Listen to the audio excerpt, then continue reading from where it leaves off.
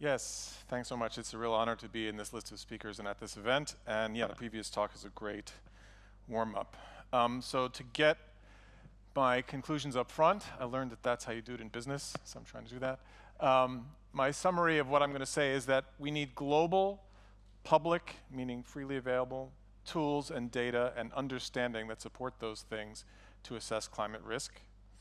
And I'm going to make a particular use case for Eve for climate adaptation finance and make the assertion, which I can't support except anecdotally, but I think if you talk to the people in the room that have experience, they'll agree with it, that climate adaptation finance in particular, which we need to do a lot more of, and we've heard some about it this morning, is so far inhibited in part, certainly not the only issue, but it's the one maybe that Eve can contribute the most to, by the absence of the things in the first line, global public tools and data and understanding, and that Eve might have the potential to change this by setting standards, and I'm going to try to make the case for standards as a way to think about what we could do here.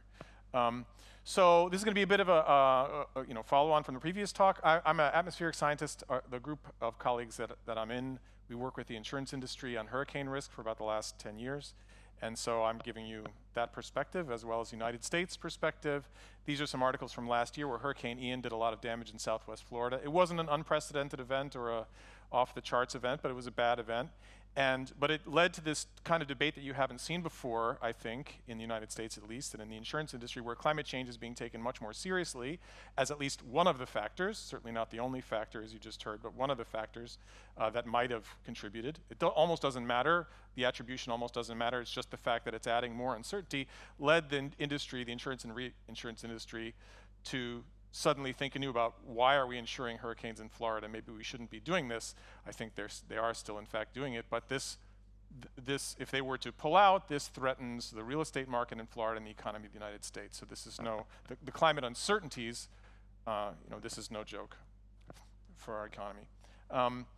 This is a whole bunch of corporate logos picked sort of at random, but this is the private sector in the last 5 to 7 years has sprouted a whole new industry around climate risk that's to some extent distinct from insurance. I think the main driving force is financial risk disclosure in the financial industry, climate risk disclosure. Maybe there's others, but so some of these are startups. Full disclosure, I am an external advisor for Jupiter. I don't speak for them in any way. Some of these others are also startups. This is by no means a comprehensive list. Some of them are startups. Some of them are startups that have been bought by big companies. Some of them are big financials and insurers, financials and consultants that have started climate risk groups. And I have former students and postdocs and senior colleagues working at many, if not most of these. So there's a whole new industry that employs people like me that didn't exist, which is great. One of the things, what they're doing is mostly not basic science, basic climate science, as those of us in that field in the room would recognize it, but it's another layer on top, which is downscaling and impact modeling to assess climate risk. So this is a private sector has discovered climate. Capitalism has discovered climate in a real way that it didn't until recently. In the public sector, these are a few organizations whose names you probably know that our group has either been working with or is talking to about working with, and it's groups that do disaster risk reduction and international development and humanitarian work and climate adaptation finance, and they need the same kind of information about climate risk, and we'll say in a moment a little more about what that is, although you've got some idea about it from the previous talk. Governments too. So this is a big change in the US. So these are two reports that came out by official bodies advising the President of the United States just in the last few months that I'll let you read the quotes, but basically they're making the case that climate risk information on the probabilities and impacts of extreme events and how those are changing is not available in the way and to the extent that it's needed for the government's own purposes, the federal, state, and local, for adaptation planning. Even though a lot of stuff is out there, this is not me saying this is two distinct official bodies advising our president. So this is really a change in how we perceive this issue happening quickly. So what are we talking about? You got some introduction a few minutes ago. My colleague argued that we shouldn't think of this way, but this is still how it's modeled. Physical risk, you can also say loss or damage, we represent from the statistics of extreme event loss, where exposure is some stuff you're worried about, vulnerability is how much that would be damaged by a given level of hazard, and hazard is some physical, geophysical variable, wind speed, flood depth, whatever. And you can, if we're talking about extreme events, you can take the maximum, for example, in every event, and that gives you a loss, and then you average over many events which may or may not have occurred. They might be hypothetical, and you can get some statistics of losses. And it doesn't have to be buildings. We don't have to be talking about the insurance industry here. It could be human health, could be ecosystems, could be anything you want. But the framework, I would argue this is still the framework how we might think about these things. And the case, a point I talk about a lot, and I'm not going to go in great detail, but I'll just make the assertion that this type of work is being done in a wide range of contexts in the private sector and elsewhere, public and academia and government, but very differently. It's all applied work, and people are doing it for some reason. Somebody's paying the bill, or somebody has a grant, or somebody has whatever, and people are getting the answer, and they may be doing smart things, but it's done very differently across different application areas. Different scales that all these components are represented, different kinds of data, different balances of theory and empiricism, or physical information and empiricism, and I don't think we have a broad understanding of the consequences of why you would do it one way and not another, even though people may be very smart about what they're doing in their own sector. So if you think of the hierarchy of models that the climate scientists know, that's the basis of all our understanding. You heard, going back to Suki Minabe's work that Tim mentioned yesterday, I don't think we have that in this space. And I think we should, as this field becomes more and more important. So my pitch I've been making the last couple of years is that we need a proper field of climate risk science that builds on all the stuff that's out there but makes it more coherent, that's responsive to the pragmatic needs that I've just described to you, that provides transparent and publicly available tools, and that undergirds them with scientific understanding of the kind that we're familiar with from basic climate science, that treats uncertainty responsibly, and that's also ethical. And I think we've heard a lot of concerns about ethics raised in this room in the last day and a half. As a brief, so Tim mentioned this, so I don't want to go into detail on it, but on the topic of treating uncertainty responsibly, this is some work where what's shown on the left is we're doing a project with the reinsurance brokerage firm Aon, and we're downscaling CMIP to produce tropical cyclone risk estimates. And this is a trend in track density over the next few decades, how many hurricanes cross each grid box. And you see it going up in the Pacific and down in the Atlantic. We're downscaling CMIP here. And if you look at the recent historical trends, it looks like the opposite. That's on the right. And that's because the sea surface temperature trends that have happened over the last 40, 50, 60 years, as Tim showed you, are the opposite in their spatial pattern. They've been La Nina-like, whereas the models predict El Nino-like. And that we now are starting to think that's not just an accident, that the models may be wrong about this. So what do you do if all the models are wrong? How do you communicate that uncertainty to the user? I think that's something we have to think hard about. You can't avoid it. It's a change from academic science where you just have to advance science a little bit. You don't have to face all the problems at once, but when you're talking to a user, they need to know all the things you don't know as well as the things you do. Okay, one more thing, if we're trying to make, this is a quick advertisement since I have your attention. If you want to make a field, fields need institutions, and institutions include journals, and we just launched a new journal, Journal of Catastrophe Risk and Resilience, Diamond Open Access. Please send us papers if you work in this area, CAT modeling and climate risk modeling and so on. Anyway, but to the point. So where does EVE fit in? How do we characterize extreme event hazards, not just in all the areas where we do it? And I'm going to focus on hazard here. Fully agree with my colleague from the previous talk that exposure and vulnerability are maybe even bigger sources of uncertainty in extreme event losses. But so far, EVE is a climate modeling idea, so let's talk about hazard. So how can you do it? You can look at the historical record. That's great. You don't need any models. It's real. The problem is the record's too short. It doesn't capture all the events that you know are possible, and it's also becoming unrepresented due to climate change. So you can use climate models. We love climate models. They're physics-based. They warm up when you put more CO2. They make their own weather. They're not necessarily good at extremes for reasons we all understand here, the resolution and other things. They're expensive and complicated to use. So a lot of the potential user base can't do it themselves. They have biases, as we heard about yesterday, and they don't represent impacts explicitly at all. So the insurance industry has catastrophe models. You just heard a little bit. Those are close to the data. They build up synthetic event sets empirically, like expanding history artificially, but because they're empirical and they're fit for purpose, the insurance industry invented this line of work, so they, people know how to use them. But because they're so empirical, a lot of them are proprietary and black box. from an academic point of view, that's how they look. Because they're empirical, they can't handle climate change in an organic way. You have to sort of impose it, retrofit it on. They tend to be country region specific, so they're really a lot better in the markets where there's a lot of business and not so good where there isn't. So then a lot of what the rest of people do is downscale CMIP, and we all, or many of us know all the different ways that's done, and that's a lot of what the private sector is doing in climate risk disclosure. And you can design a downscaling for what you need to do, but you inherit the issues of the parent model. So if the climate model's biased, as in the example I just showed you, then you inherit that. And also, the downscaling introduces its own issues, its own uncertainties, and may be inconsistent in some way with the parent model. So that's all the different things you can do. And now I want to switch to what I think, having given you that context, I want to make an argument for how I think Eve could be helpful in climate adaptation finance. So I think the strongest use case for Eve is climate adaptation. There's uses in mitigation too. We've heard about some of that, but fundamentally we know we have to cut fossil fuel burning to zero, and I don't think any scientific uncertainty is going to change that, whereas climate adaptation is a different story. I think we have to keep in mind, we heard a question earlier this morning about scientific humility. No matter how good Eve's models are, we'll never, for decadal and further projection and prediction, we'll never be able to know, or we won't be able to know for a very long time, that they're right, because this isn't weather forecasting where you can do verification every day.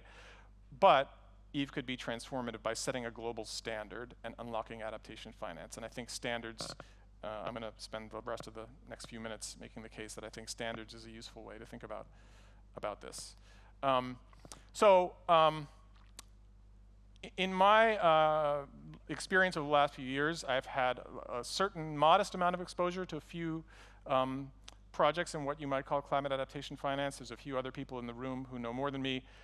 I would love to tell you some anecdotes, but I think it would be inappropriate of me to do so, because these are not public conversations. But what I did do is Google, the Green Climate Fund, which is, I think, a great use case for Eve to think about. It's underfunded. We heard about that this morning. That's a political issue, but we can think about what it takes to get the funds that are there out to the people that need them.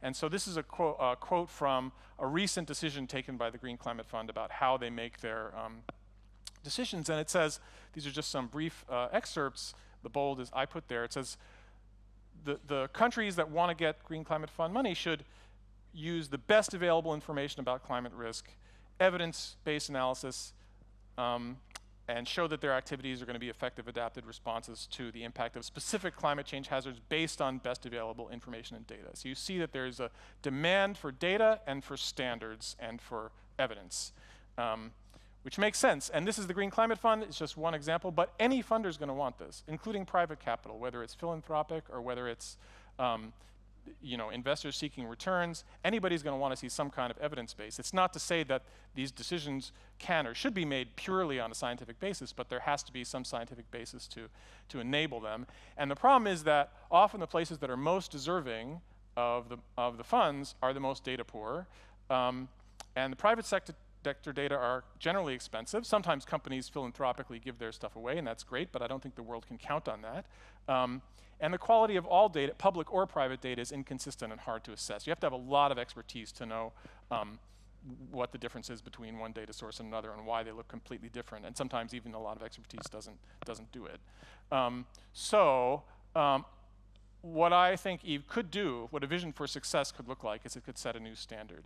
I think one thing high resolution does for sure, it makes extreme events better. The weather forecasting experience shows that clearly, as does the high resolution climate modeling that has been done at many labs around the world. Good chance the large scale biases in the models will get better at high resolution. We can't prove that till we do it, but we can at least be, I think, reasonably confident they won't get worse. And the data, I think this is really important. This is the global north versus global south issue. They'll be global and of uniform, more or less uniform quality, as far as we can see. So that's really important for this purpose. And standards can be transformative. Something doesn't have to be perfect or be the absolute best you can imagine to change the world if it sets a standard. So think of USB or IP addresses or all kinds of things like that in the computing world. But in our field of climate science, a couple of examples that seem to me pretty compelling. One is the first NSEP-NCAR reanalysis. Shuklett pointed out to me the history of reanalysis goes back further, and he wrote papers, and those set the stage.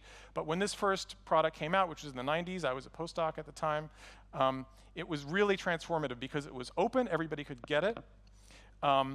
And everybody was looking at it, and there were a lot of papers written about it. It had problems, but people knew what those problems were. And the problem that it solved was the fact that the previous large-scale climate analyses were inconsistent over time because the analysis systems, which were based on weather forecasting needs, would change. And so then when you put together a climate time series, it would have discontinuities like that there.